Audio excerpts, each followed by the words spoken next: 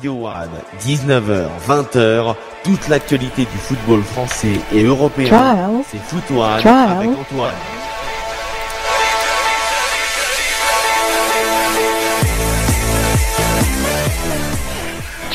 Et bonsoir à tous et bienvenue sur Radio One pour Foot One. On est ensemble jusqu'à 20h.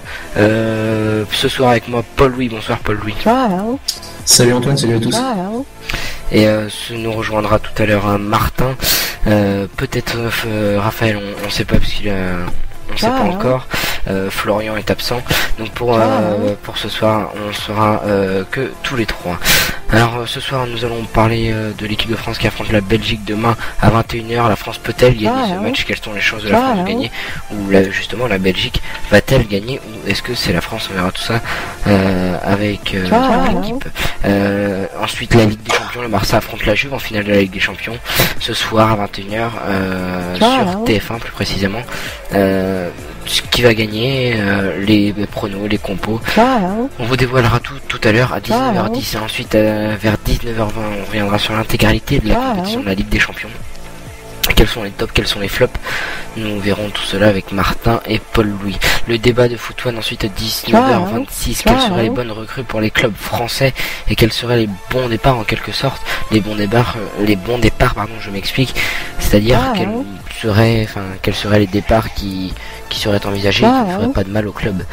Ensuite, on aura l'intervention de Paul Louis qui nous dira tous ses flops et ses tops de la saison en Serie A, mais aussi les rumeurs de transfert. Ensuite, on aura Nicolas, normalement, s'il est là, lui aussi, pour les tops et les flops de sa saison et les news et les transferts.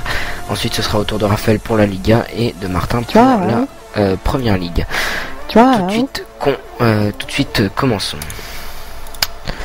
Commençons tout de suite sans plus attendre.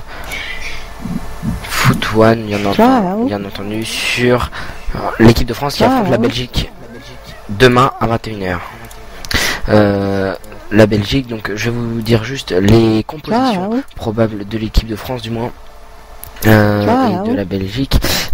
En équipe de France, il y aura Lloris en capitaine et qui sera lui aussi gardien bien entendu. On aura Sagna en défenseur droit ou Christophe Jallet, ça reste indécis pour l'instant. Cocchini Varane et Sako en défense centrale. Défense centrale, oui, Sako et Varane. À gauche, Tremolinas. On aura Sissoko, Schneiderlin et je sais plus qui est d'ailleurs au milieu de terrain, excusez-moi. Il faut que je retrouve tout ça. Voilà. Excusez-moi. Pour toi, Paul Louis, quelles sont les chances de l'équipe de France de gagner face à la Belgique? Les chances, je pense que la France peut gagner contre la Belgique demain, c'est un match amical. Je sais pas si les Belges auront tellement la tête à ce match, notamment sur un match très important à jouer vendredi prochain contre le Pays de Galles en qualification pour l'Euro 2016. Et ils occupent, ces deux équipes, donc le Pays de Galles et la Belgique, occupent toutes deux la première place de leur groupe. Et je pense pas que la Belgique ait vraiment la tête à jouer ce match amical. Moi je pense que oui, la France peut battre la Belgique et moi je pense qu'il y a des joueurs de l'équipe de France qui doivent prendre de la confiance et de l'expérience en équipe de France. Évidemment, je pense au nouveau venu Paul-Georges Ntep qui va sans doute pouvoir honorer sa première sélection, que ce soit contre la Belgique demain ou contre l'Albanie samedi prochain. Moi j'ai des joueurs que j'ai envie de voir progresser en équipe de France. Je pense à Fekir, je pense à Kondogbia aussi qui a fait une très bonne saison avec Monaco, que j'ai envie de voir vraiment progresser en équipe de France. Pareil pour Tremolinas qui a fait une excellente saison aussi avec Séville, notamment couronné d'une qualification pour la Ligue des Champions obtenue avec cette victoire en Ligue Europa. Voilà, moi c'est des joueurs que j'ai envie de voir évoluer en équipe de France. Après ça reste un match amical, donc c'est pas un match qui non plus qui vraiment qui ne va pas intéresser vraiment grand monde. Il y a quand même il y a la finale de la Ligue des Champions qui va déjà prendre un petit peu tout le week-end, plus la finale de Roland-Garros, plus le Grand Prix de F1 qui vont occuper vraiment une bonne majeure partie des gens ce week-end. Donc je sais pas si beaucoup de gens sont intéressés par ce match France-Belgique, mais ça reste quand même un match intéressant à suivre, et je pense que oui, la France peut passer. Après, faut voir un petit peu l'état d'esprit des joueurs de l'équipe de France. Est-ce que y en a qui pensent aux vacances? Est-ce qu'il y en a qui pensent à leur contrat? Est-ce qu'ils vont être renouvelés dans leur club? Il y en a qui sont en instant de transfert. Faut penser à tout ça. Après, je pense que Didier Deschamps a son plan en tête et qu'il va vouloir sans doute tester des choses. Alors, des systèmes, peut-être un 4-2-3-1, peut-être un 4-4-2, on verra bien. Donc ça peut être intéressant pour l'équipe de France ces matchs-là pour travailler des tactiques, mais ça ne remplace évidemment en rien un match de compétition officielle. D'accord, merci Paul-Louis. Alors j'ai retrouvé la composition probable des Bleus qui aura sûrement lieu. Donc Hugo Lloris au goal en tant que capitaine, à droite Christophe Jallet ou Sagna, en défense centrale Raphaël Varane et Mamadou Sakho, à gauche Trimonias. Ce sera un 4-3-3 avec Morgan Schneiderlin en milieu défensif, Blaise Matuidi en milieu central avec Moussa Sissoko, et les droits Mathieu Valbuena et à gauche Griezmann, et en pointe Olivier Giroud. Alors comme tu viens de le dire, Paul-Georges Ntep, toi qu'est-ce que penses-tu de sa sélection, puisque comme tu viens de le dire, ça serait une occasion pour lui de se faire un peu montrer en quelque sorte, que penses-tu de sa sélection? Moi c'était un joueur que comme j'habitais à côté d'Auxerre, j'avais eu l'occasion de le voir au stade quand il jouait à la GIA la saison dernière pendant 6 mois, et on voyait vraiment un joueur qui a un énorme talent, qui a réussi à confirmer pendant une partie de la saison avec Rennes. Donc ensuite il a eu une blessure. Voilà, je trouve qu'il faut rester prudent avec ce joueur, faut pas le griller tout de suite. Il est très jeune, il a comme on dit cette marche de progression du fait de son jeune âge. Donc pourquoi pas le voir. J'aimerais bien le voir contre l'Albanie, pourquoi pas une mi-temps, voir un petit peu ce qu'il vaut, ou alors demain, création pour l'équipe de France. Évidemment il va pas être titulaire, je pense pas qu'il va être titulaire. Par exemple pour l'Euro, faut voir un peu son. Oui, bien sûr, mais après faut voir, il est à Rennes, est-ce qu'il doit avoir sans doute quelques propositions cet été, est-ce que malgré faut en prendre soin, parce que c'est un joueur comme on dit, cette marge de progression, je pense qu'il peut vraiment devenir vraiment excellent.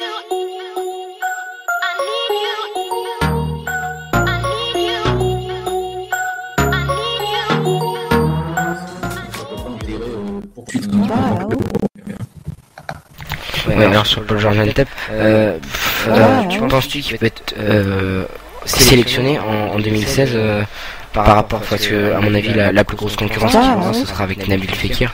Entre lui et Nabil Fekir, ce sera une concurrence assez rude. Toi pour l'instant, qui préférerais-tu voir à l'Euro 2016 entre Fekir et Ntep? Parce que vu ses performances avec Lyon, il a été excellent. Il a fait une excellente saison avec Lyon, avec son association avec la Casette. Ntep il joue dans un club un peu plus modeste qui est Rennes. Il a bien joué pendant une partie. C'est Fekir bien sûr, mais après faut voir les performances de la saison prochaine également. Si Fekir fait une saison elle est moyenne, imaginons qu'il se blesse, on sait jamais, et que Ntep met je sais pas combien, met beaucoup de buts et est excellent, je pense que Fekir sera l'Euro s'il continue sur sa lancée. Mais je pense que Ntep c'est plus pour l'avenir, c'est plus tourné vers la Coupe du Monde 2018 par exemple.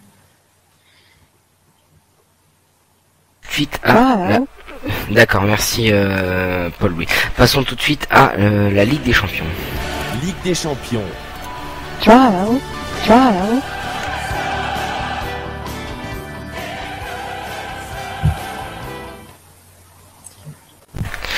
La finale de la Ligue des Champions qui a lieu ce soir, qui va avoir lieu,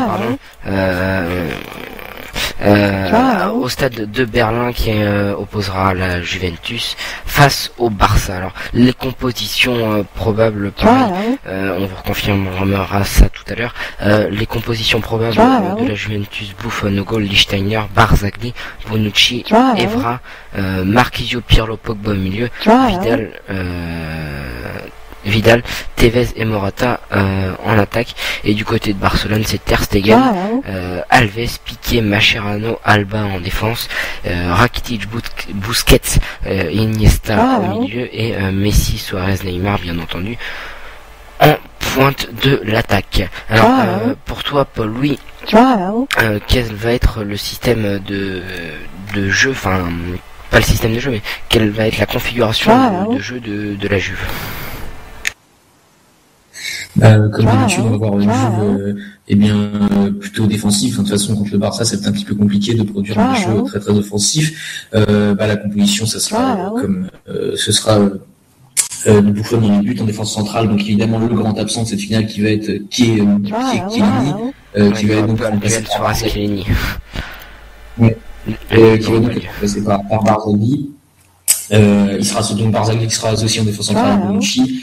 Et sur les côtés, Evra et Lichtsteiner, avec le milieu, donc le milieu à 4, avec Vidal, Pogba, Marquisio, Pirlo et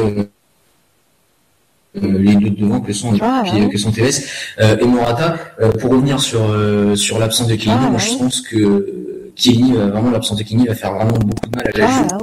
Parce qu'évidemment c'est pas le leader, mais c'est quand même un joueur qui est un leader de défense, qui a beaucoup d'expérience, qui en plus qui vraiment sait faire le geste juste, qui sait un petit peu énerver l'attaquant adverse. Bon là ça va être son duel avec Saïd de retrouvailles avec Suarez. Je pense que par exemple il a des gestes vraiment d'expérience, donc il a un petit peu de vie en lui. Par exemple, je prends comme exemple son geste de la main qu'il avait fait contre Monaco, évidemment qui est vraiment très très très moche, et c'est vraiment aussi jeu pur et dur. Mais c'est des gestes disons à faire que tout défenseur vont pas vraiment aussi voyant que ce geste de la main de Chiellini, mais disons que c'est vraiment quelqu'un qui sait faire la petite faute qu'il faut, qui sait faire la faute intelligente, la faute intelligente, qui fait le contact, qui en gros qui va qui sait de l'arbitre, que si tu veux, c'est-à-dire qu'il sait où il faut se placer, très bien. C'est un joueur vraiment très très important, c'est un joueur clé quand même du système de la Juve. Après pour la défense, pour la défense. Ensuite pour le milieu de la Juve, moi je trouve que le milieu de la Juve il est vraiment excellent et qui peut vraiment poser des soucis au Barça, parce que franchement Pirlo, Pogba, Vidal, Marquisio, ça fait mal quand même sur le papier. C'est quand même un excellent milieu. Pirlo en plus ça va être son dernier match de Ligue des Champions sans doute, parce qu'il va partir soit pour le Qatar, soit pour les États-Unis. Pogba ça va peut-être être son dernier match avec la Juve, parce qu'on sait qu'il est vraiment courtisé par de nombreux clubs européens. On en parlera tout à l'heure dans ta rubrique. Oui, bien sûr. Donc et puis bon, pareil, Vidal, Marquisio, c'est un joueur, notamment Vidal, qui l'avait vraiment prouvé sur les demi-finales, que ce soit l'aller ou le retour. Et ensuite, le duo d'attaque, Morata qui avait été excellent notamment à l'aller, et Tevez aussi. Donc franchement, la Juve peut vraiment inquiéter le Barça. Peut-être pas jusqu'à les gagner, mais au moins je pense vraiment les faire douter. Mais je pense que malheureusement pour la Juve, je pense que le Barça va sans doute s'imposer. Ils ont une triplette qui est ce qui se fait de mieux en ce moment en football. Ils ont une défense qui est quand même très solide, notamment avec Mascherano, qui je trouve est un des meilleurs défenseurs du monde, et un milieu comme on le connaît, avec notamment une pépite qui est Rakitic. Donc moi je pense que le Barça va s'imposer dans ce match, mais plus difficilement qu'on croit, parce que la Juve fait une super saison. D'ailleurs, la Juve peut encore faire la triplée, ils ont fait championnat, coupe et pourquoi pas C1, tout comme le Barça. Donc voilà, mais je pense que le Barça va s'imposer ce soir face à la Juve. Et un petit prono pour ça, au niveau du score? Moi je vais mettre 2-1 Barça. Pourquoi pas. Je pense que Messi va marquer, et je dis doublé de Messi, et puis pour la Juve je mets un but de Morata, tiens. Ok, merci. De toute façon, on en reparlera tout à l'heure dans les pronos, puisque Barça-Juve fait partie des matchs à pronos tout à l'heure en fin d'émission. Tout de suite, passons à une autre page Ligue des Champions on va reprendre l'intégralité de la compétition, et on va parler des surprises, des clubs qui nous ont surpris dans le bon sens du terme, et les clubs qui nous ont déçus dans la compétition. Commençons par les clubs français, donc le Paris Saint-Germain et l'AS Monaco, qui se sont fait éliminer en quart de finale. Tous les deux, le Monaco qui a éliminé bien entendu Arsenal, qui a été ici une surprise, et Paris Saint-Germain Chelsea. Commençons par le Paris Saint-Germain, plutôt bon ou plutôt mauvais pour toi, Paul-Louis? C'est plutôt bon quand même, parce que En phase de groupe, ils avaient quand même réussi à battre le Barça à domicile 3-2. C'était un beau match et on s'était dit ça va être le début d'une aventure européenne. Bon, ensuite ils avaient été vite calmés par leur défaite 3-1 au Camp Nou, mais on a vu une demi-finale retour, un huitième de finale retour qui sont allés où ils sont allés se qualifier à Chelsea 2-2 après prolongation. Où là on a vu une super équipe parisienne et malgré le fait que Zlatan ait été expulsé dans le match à la 30e si je me souviens bien, et bien là on les a vus qui ont vraiment sorti un véritable exploit face à Chelsea, mais malheureusement pour Paris qui est une équipe qui normalement qui a un projet de jeu pour viser une victoire en Ligue des Champions sur le long terme, bien ils ont vu en quart de finale tout le travail qu'ils avaient encore effectué, car contre le Barça, ils n'ont malheureusement pas existé. Ils ont été, ils n'ont pas été présents, ils n'ont pas eu de répondant aux attaques du Barça. Et évidemment, il ne faut pas rougir de sa prestation. Il y a beaucoup de grands clubs qui sont tombés face au Barça, que ce soit Manchester City en 8e ou que ce soit le Bayern en demi. Non, c'est plutôt bon, même si ils ont vu un petit peu tout le chemin qui est séparé d'une victoire en Ligue des Champions ces prochaines années. D'accord, merci Paul-Louis pour ça. Et du côté parisien, tu penses que l'année prochaine ils pourront faire mieux ou il n'y a pas moyen? Bah oui, ils pourront faire mieux, mais après, comme je dis toujours, moi ça dépend du tirage, on ne sait jamais. Imaginons qu'ils finissent comme cette année deuxième encore une fois de leur groupe et qu'ils doivent encore affronter un gros comme ils ont affronté Chelsea en 8e, ça peut faire, ils peuvent être éliminés en 8e et voilà. Mais après, s'ils ont un tirage favorable, ils peuvent aller en demi aussi, donc tout dépend du tirage. Mais après, non, je pense que le niveau parisien est globalement autour des quarts autour d'une place de quart de finaliste, voire de demi-finaliste en cas de bon tirage, mais je ne pense pas que Paris pourra gagner la Ligue des Champions l'année prochaine. Je pense que c'est beaucoup trop tôt. Alors, donc on n'entendra pas Lucas dire champion mon frère en Ligue des Champions. Malheureusement non, à part peut-être ces prochaines années, dans quelques années s'il reste au club, mais malheureusement je ne pense pas que ce soit pour l'année prochaine.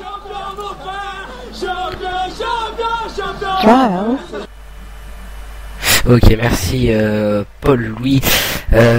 Du côté du Barça cette fois-ci, du côté de Monaco, cette fois-ci, surprise. Enfin, à mon avis, oui, tu vas être surpris dans le bon sens du terme par Monaco, qui a éliminé Arsenal et qui la Juve a quand même eu très très chaud face à Monaco, n'est-ce pas? Oui, complètement. C'est la grosse surprise de cette année, parce que déjà en phase de groupe, on croyait, tout le monde disait qu'ils allaient être éliminés dès la phase de groupe, et ils ont prouvé qu'ils avaient le niveau pour aller jouer en 8e. Ils ont commencé par une victoire face à Leverkusen 2-0, donc qui était un peu pas tiré par les cheveux, disons que Leverkusen aurait pu quand même marquer en première mi-temps, même si mais bon, au final c'est quand même Monaco qui s'est imposé. Ensuite ils sont allés faire un excellent résultat à Saint-Pétersbourg, ils ont fait 0-0, ils étaient plutôt bons d'ailleurs. Ensuite contre Benfica, ils ont fait 0-0 à domicile, puis ensuite ils sont allés perdre là-bas. Voilà, c'est la défaite des Benfica, ils auraient plutôt mérité de gagner, mais enfin bon, bref. Ensuite ils sont allés gagner Leverkusen, qui est quand même une grosse performance, et ensuite ils ont gagné face à Zenit. Donc là déjà, on a vu que Monaco était ultra solide, ils ont quand même fini premier de leur groupe, alors que tout le monde les voyait finir 4e ou 3e. Ensuite ils sont allés en 8e, tout le monde les voyait perdants face à Arsenal, tout le monde disait qu'ils allaient se prendre une dos. Résultat, ils sont allés gagner 3-1 là-bas. Bon, ensuite au retour c'était un peu laborieux, mais ils se sont qualifiés. Et ensuite contre la Juve, tout le monde disait qu'ils allaient se faire taper, puis finalement ils ont perdu, mais quand même d'un but d'écart. Ils ont largement inquiété la Juve, notamment en première période du match aller, où si Ferreira Carrasco place bien son ballon. Je pense que je pense que la Juve marque ensuite et ça fait un partout, et ensuite au match retour je pense que vous pouvez largement bétonner face à la Juve. Donc voilà, je pense qu'ils auraient même pu aller plus loin, mais voilà, c'était une équipe surprise. À chaque tour on pensait qu'ils allaient être éliminés, et puis finalement ils sont quand même allés jusqu'au quart de finale, donc bravo à eux. Et j'espère qu'ils pourront l'année prochaine se qualifier pour les phases de groupe, parce que c'est pas fait, ils vont avoir des barrages à disputer.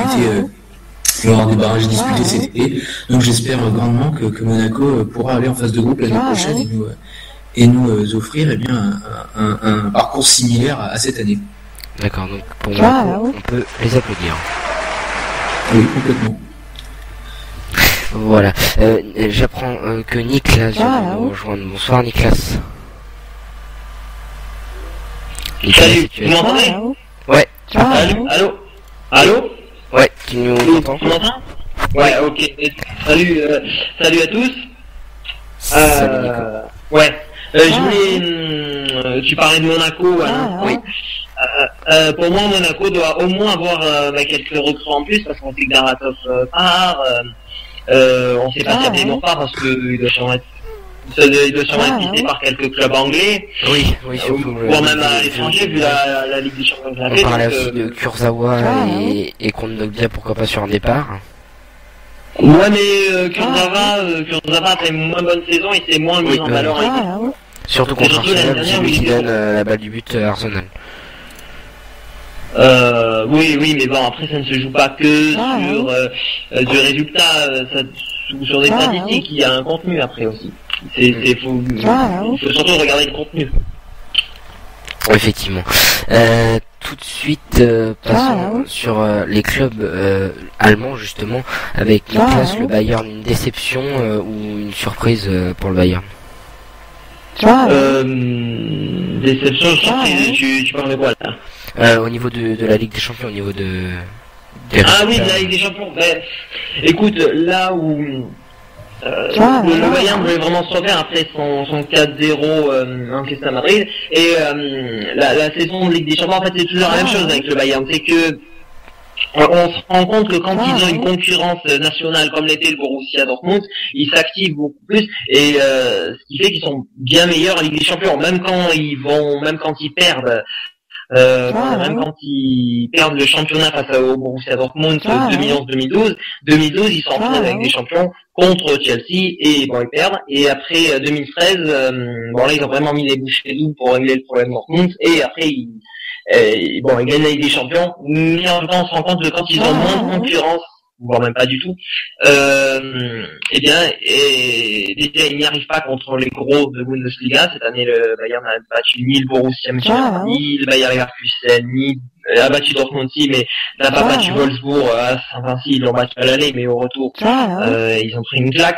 Donc même contre les gros de Bundesliga, ils perdent une fois sur deux, quelque chose comme ça. Donc il y a un relâchement, et ce qu'on avait reproché à Guardiola l'année dernière, c'était de pas jouer la Bundesliga en préparant la Ligue des Champions, en ne jouant pas la Bundesliga, ce qui lui a desservi l'année dernière, et ce qui lui a desservi à nouveau maintenant, ça lui a été encore reproché. Voilà. Mais maintenant, c'est celui que Jürgen Klopp prend une année sabbatique, et ce qui fait que Jürgen Klopp signera sûrement au Bayern. Voilà. Ah d'accord, donc ce sera pas pour Manchester City, comme on avait entendu il y a quelques semaines. De quoi, pour Guardiola? Non, Klopp. Non, mais Klopp a dit qu'il ferait une année sabbatique, ça il l'a dit, mais en fait c'est surtout pour attendre que le poste du Bayern se libère, puisque Guardiola est en fin de contrat en 2016. Après, voilà, donc Klopp prendra sûrement le Bayern dans un an. Bon, pour l'instant il fait une année sabbatique parce que vis-à-vis des supporters Dortmund, il faut au moins qu'il y ait un an il y a un an d'écart, mais je sais que Dortmund est beaucoup aimé en France, mais ce n'est pas parce que Klopp passe de Dortmund au Bayern comme Götze, comme Lewandowski, qui n'aime plus Dortmund, ou alors qui parce que le Bayern c'est...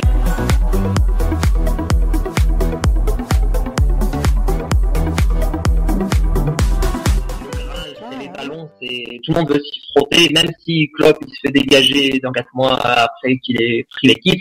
C'est tellement le Graal qu'au moins lui il aurait goûté.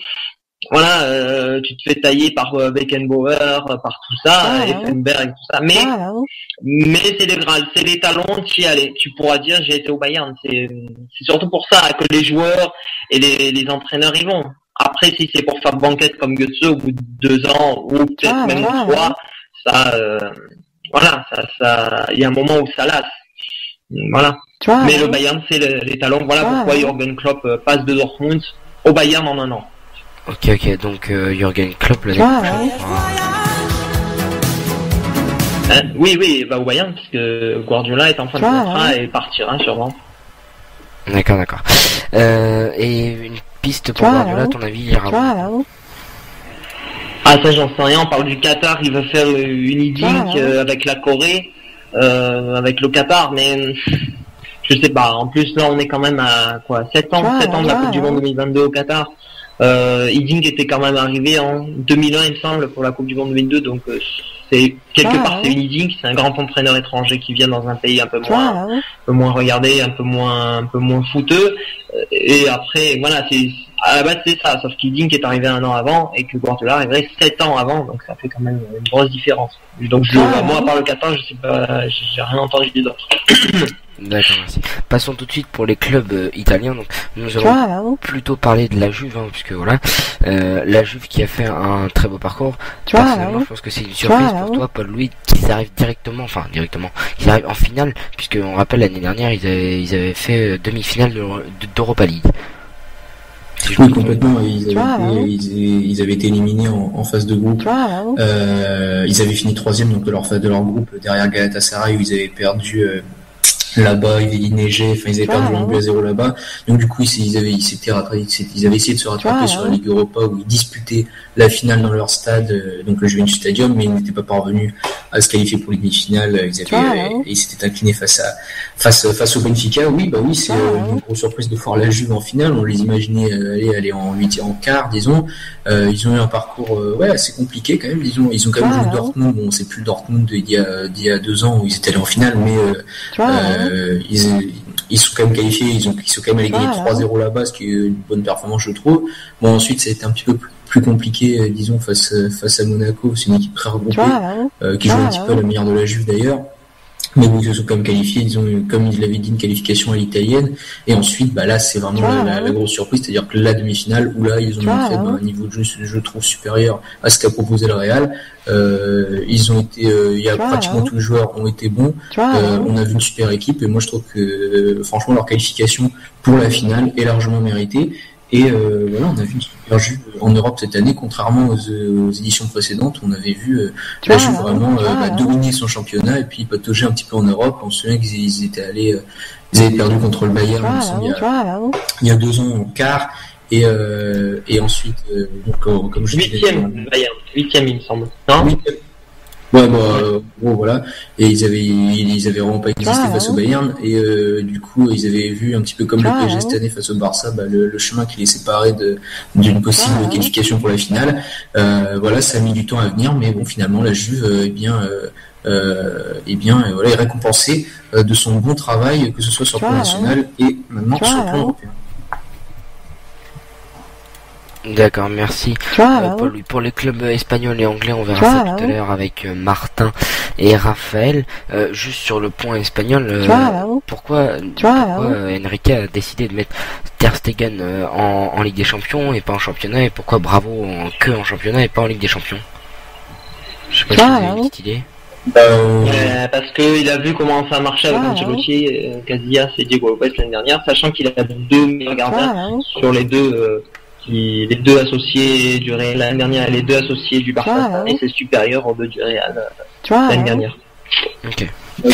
Complètement. Et puis bon, on a vu quand même que Ter Stegen était quand même un bon gardien. Il avait fait des prestations moyennes au début des phases de groupe, mais au fur et à mesure que la compétition avançait, on a vu que c'était un très bon gardien. Il a confirmé un petit peu le niveau qu'il avait au Borussia Mönchengladbach. Donc franchement, Bravo est aussi un excellent gardien. Il le prouve chaque semaine en Liga, pardon. Donc comme ils ont 2 très bons gardiens, autant faire jouer l'un la Liga et l'autre la C1. Ok, passons tout de suite au débat. Le débat de foutoir. Le débat qui est consacré aujourd'hui au transfert de la Ligue 1, quel départ serait bon pour les clubs, enfin du moins qui ne ferait pas de mal aux clubs, et quelles arrivées pourraient faire du bien. Commençons par le Paris Saint-Germain, messieurs. Qui voyez-vous, toi Nicolas, de ton côté, t'as pas une piste allemande qui arriverait à Paris? Non, je sais qu'à un moment c'était la seule piste, ils se mettent pas vraiment en Bundesliga, mais la seule piste qui venait de la Bundesliga, il y en a eu 2, mais il y en a eu une, tout le monde l'a voulu, c'était Reus. Mais avant ça, il y en avait une autre, c'était Draxler, mais maintenant ça les intéresse plus, maintenant ils visent beaucoup plus haut que Draxler. Mais non, il n'y en a pas. D'accord. Voilà. Et de ton côté, Paul Louis en Serie A? Ah bah toi, ton côté, t'en as, hein. Bah Carlos Tevez, oui. Évidemment, qui est sur le départ. Il est aussi courtisé par l'Atlético Madrid.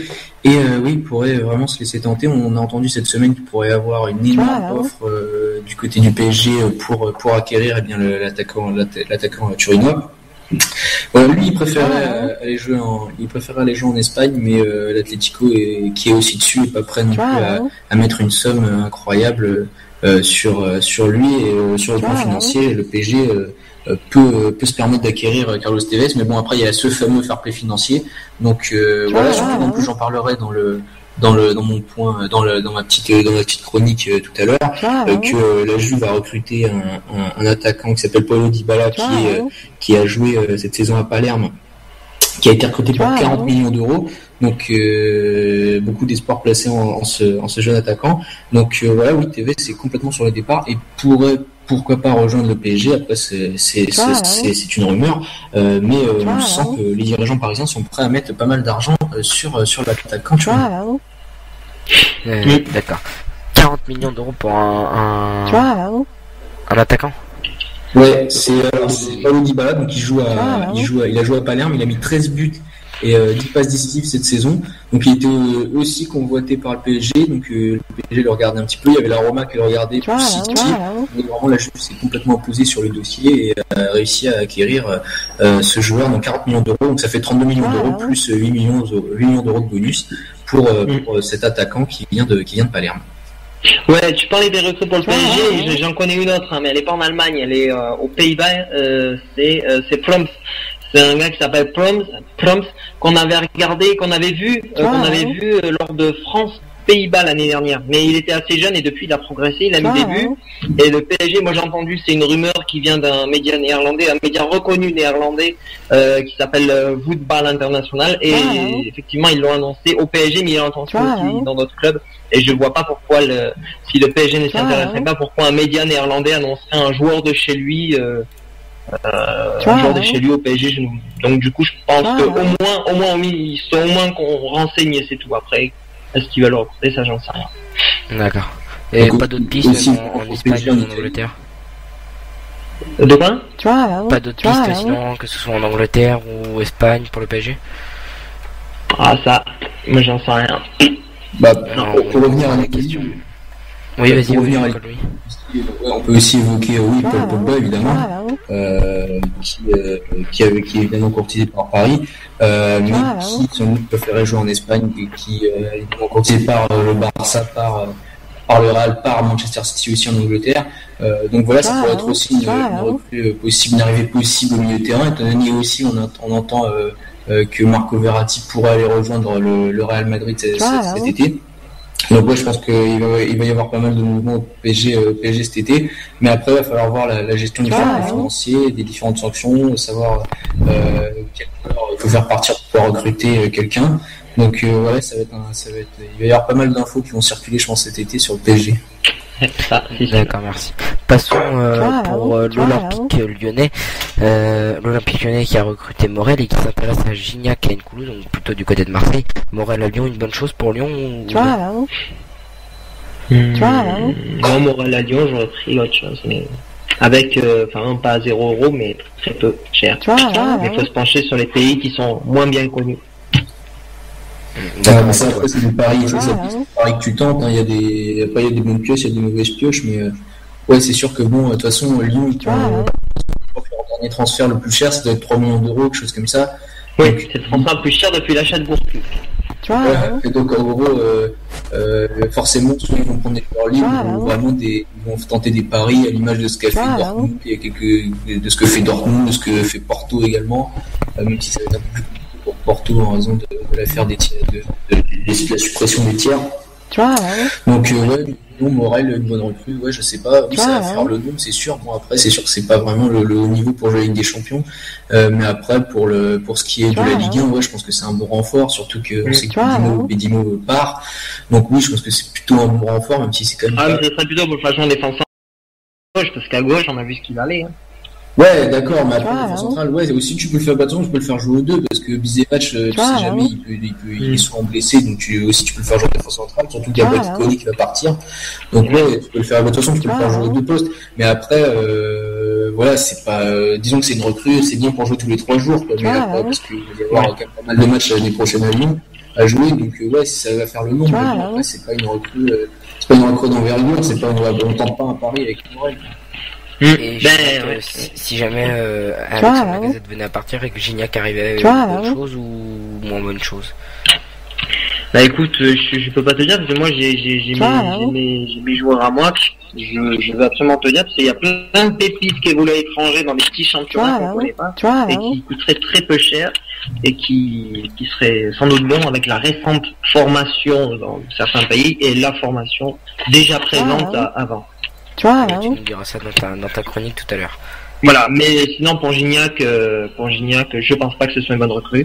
Tout simplement parce que Gignac, ok, il a marqué plein de buts, c'est bien, mais en Ligue des Champions, il vaut rien. D'ailleurs, si tu regardes des clubs étrangers qui sont sur Gignac, il me semble, il y a un truc en Turquie, il y a un club en Turquie, et il y a un club, c'est le club de Balbuena, là, c'est le club, le Dynamo Moscou. Voilà, c'est juste qu'il y a. C'est Galatasaray, voilà. Surtout que Alexandre Lacazette pourrait rester. Nkoulou, si jamais il venait à être recruté. Bah je sais pas parce que Nkoulou, d'après ce qu'a dit Labrune, il a dit qu'il voulait pas que Nkoulou parte. Donc tu me diras ils disent tout ça, mais je pense qu'à mon avis déjà qu'il est en clash avec Olas sur pas mal de sujets depuis quelques temps. Là, je pense que à mon avis, je pense qu'Nkoulou peut partir de Marseille parce qu'ils ont déjà perdu suffisamment d'argent avec Gignac, Ayoub qu'ils ont laissé partir libre. Donc je pense que à mon avis, Nkoulou est transférable, mais pas à Marseille et sans doute vers des clubs anglais qui seraient prêts à mettre pas mal d'argent sur lui. Je pense pas qu'Nkoulou puisse aller à Lyon. Peut-être que je me trompe, mais ça m'étonnerait que la Brune laisse filer un joueur aussi important qu'Nkoulou. Dans le club dans le club rival, et étant donné qu'il a vu ses relations avec Olas, ça m'étonnerait qu'Nkoulou parte de Marseille pour aller à Lyon. Nkoulou est en fin de contrat dans 1 an quand même. Ouais, voilà, donc c'est pour ça que... Ah ben, au-dessus de 10, tu vends, Ouais, c'est ça, donc c'est pour ça qu'il est obligé de vendre, mais je pense qu'à mon avis, il vendra pas à Lyon, quoi. Je pense qu'il y a des clubs anglais qui sont capables de mettre beaucoup plus d'argent sur la table, avec les droits télé et ce que gagnent les clubs anglais. Donc, je pense que Nkoulou va partir, mais je pense plutôt vers l'Angleterre, mais ce serait une énorme perte quand même pour Marseille, car c'est quand même le leader défensif et quand même un élément clé du système Bielsa. Après, est-ce que Bielsa va rester? Je pense que c'est pas un super signal qu'enverrait la Brune à son entraîneur le départ de il a Batshuayi, et d'après ce que j'ai compris, Batshuayi travaille beaucoup mieux à l'entraînement que Gignac, donc ça lui plaira. Ça m'étonnerait pas personnellement. Côté monégasque, on parlait de l'arrivée, pourquoi pas, de Mandzukic. Ce serait quand même une bonne chose. Comment? C'est cher, c'est un peu cher, même un peu trop cher, non? Bah je sais pas, puisque Falcao normalement, enfin le Manchester United ne va pas acheter Falcao, c'est même officiel je crois, on verra ça tout à l'heure avec Martin, mais il me semble que Manchester United n'en veut pas, et il aurait été courtisé par Chelsea pour un prêt. Vu sa saison actuelle, vu la saison qu'il a faite à Manchester, je pense qu'il y a il n'y a pas beaucoup de clubs qui seraient prêts à mettre beaucoup d'argent sur lui, donc bon. Il a quand même fait une saison qui est pas loin du ridicule quand même, où il a vraiment il a été inexistant pendant toute la saison, disons. Il a marqué quelques buts, mais en fait, c'est quand même pas pour ce qu'il a montré par le passé, franchement c'était vraiment le néant. Donc voilà, si Monaco pouvait le récupérer et le remettre un petit peu d'aplomb, ça pourrait être sympa, mais lui, est-ce qu'il veut jouer à Monaco? Je ne pense pas, vu le public. Je pense que c'est pas possible. Je sais pas où il va aller, ce joueur, franchement, parce que voilà pour Foot One ensemble jusqu'à 20h pour Foot One. Excusez-moi pour les problèmes techniques qu'on a eu, mais nous allons continuer l'émission et finir cette émission. Je m'excuse très franchement. Voilà, Finissons la partie Bundesliga avec Niklas. À toi, Niklas. Les recrues qui sont potentielles pour les clubs français, Alki Transfer qui est Transfer Market. Tout le sport, François Poulet. Bonsoir. Il coûte 5 millions, donc c'est-à-dire si on met un peu au-dessus, on l'a. Pour l'instant, il est inconnu. Luc Castaignos, buteur du FC Twente, ce n'est pas cher aussi. En parlant de recrues, il y a aussi Locadia qui joue au PSV Eindhoven, qui s'était barré la route cette année par l'ancien buteur de Gladbach, Luc de Jong, mais qui l'année d'avant où il était titulaire, il avait planté quelques buts. Donc lui aussi, c'est possible de l'acheter. Après, niveau défenseur, comme De Vrij qui a signé à la Lazio de Rome et Martin Kundi qui a signé au FC Porto, il y en a les deux défenseurs de Feyenoord dont les ont Sven Van Beek qui joue, qui remplace De Vrij, et Kongolo qui remplace donc ça c'est intéressant aussi.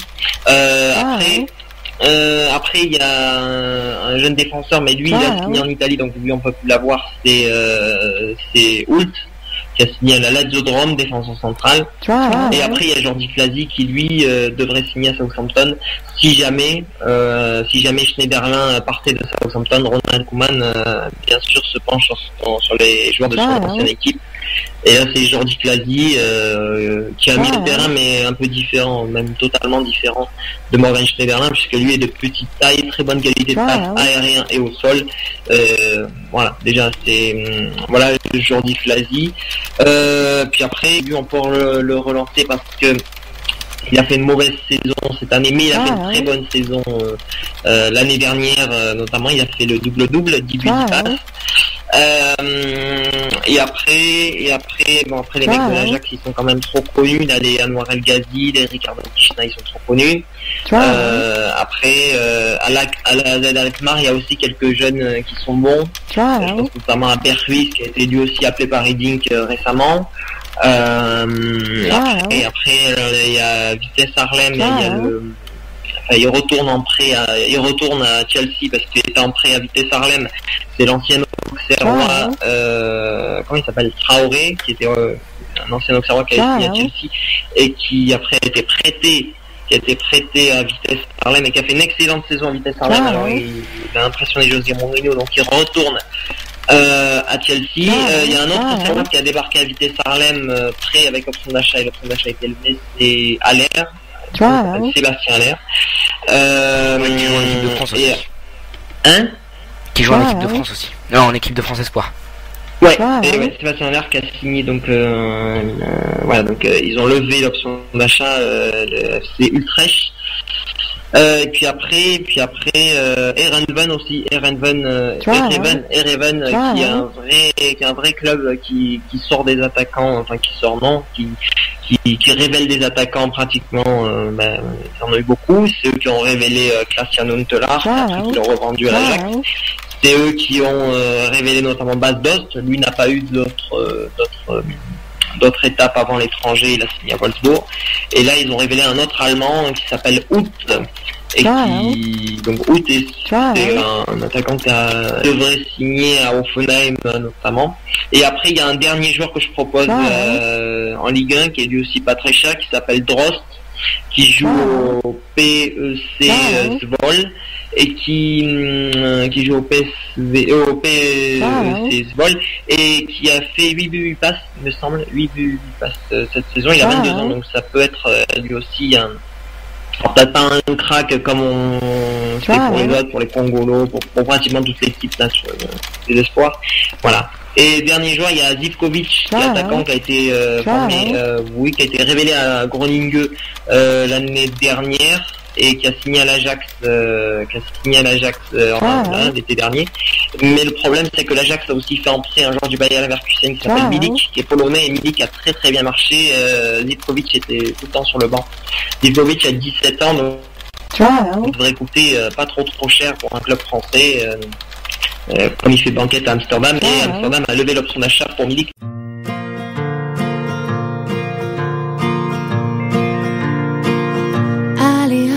Donc Tikovic, moi je tenterai le coup. Voilà. D'accord, merci Nicolas. Passons tout de suite à la première ligue avec Martin. Barclays. Oui, alors. Je crois qu'il y a la jingle. D'abord.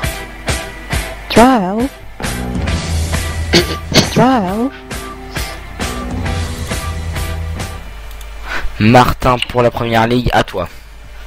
Oui, alors on va faire très vite, puisqu'on a été retardé un petit peu par les problèmes techniques, mais ce n'est pas grave. Bonsoir à tous, au passage. Un mot tout d'abord du côté du mercato, puisque Di Maria assure qu'il ne signera pas au PSG cet été. Il n'avait plus joué un match entier depuis 4 mois. Il se disait même que sa femme ne voulait plus retourner dans leur maison depuis une violente tentative de cambriolage en février dernier. Et enfin, de nouveau titularisé avec Manchester United à l'occasion du dernier match de la saison, Angel Di Maria avait dû quitter ses partenaires sur blessure, mais Angel Di Maria l'assure: je reviendrai à Manchester pour faire de mon mieux la saison prochaine, en déclarant que la première ligue était le championnat le plus difficile au monde au passage. Et pour rester sur les Red Devils, c'est bien United propose 150 millions d'euros pour Raphaël Varane et Gareth Bale, mais on l'a appris tout à l'heure, c'est le Real de Madrid qui a refusé cette très belle offre. Voilà, en tout cas le Manchester United qui a l'air assez déterminé pour les paris cette année. Voilà, Florian, pour ce rapide tour en Angleterre. D'accord, merci Martin. Et du côté des tops et flops pour ta saison? Les tops, on retrouve bien évidemment Chelsea, mais moi c'est Arsenal qui m'a beaucoup plu cette saison. Voilà, des joueurs qui étaient très très motivés. Arsène Wenger qui reste le boss. Et puis les flops, c'est quand même Newcastle. Voilà. Il n'y a pas trop de commentaires à donner à Newcastle, mais D'accord, merci Martin. Vite fait Martin, il y a quand même une info transfert qui est, je pense, très importante. C'est justement un joueur des Red Devils. C'est comme Van Gaal n'en veut plus, alors qu'il a fait son capitaine chez lui chez les Oranges. C'est Van Persie qui part. Et donc Van Persie est pisté par la Lazio. Là, j'ai vu ça, je viens de voir ça sur un site d'information néerlandais. Donc voilà, Robin Van Persie part. Enfin, la Lazio est dessus, quoi. Voilà. Une offre inférieure à 15 millions d'euros. Voilà. Donc je sais pas, mais pourquoi pas. C'est dommage, mais pourquoi pas. Voilà, merci beaucoup messieurs. Excusez-nous, mais on n'aura pas le temps de faire les matchs à prono puisqu'il est déjà 20h06. Vous êtes bien sur Radio One et c'est la fin de Foot One. Je remercie Martin d'avoir été là. Merci Martin. Merci Nicolas aussi. Et merci Paul-Louis. De rien. Ciao. Bonne soirée à tous. Vous êtes bien sur l'antenne de Radio One. Il est 20h07. Et vous retrouvez de la musique à cette heure-là. Bonne soirée à tous.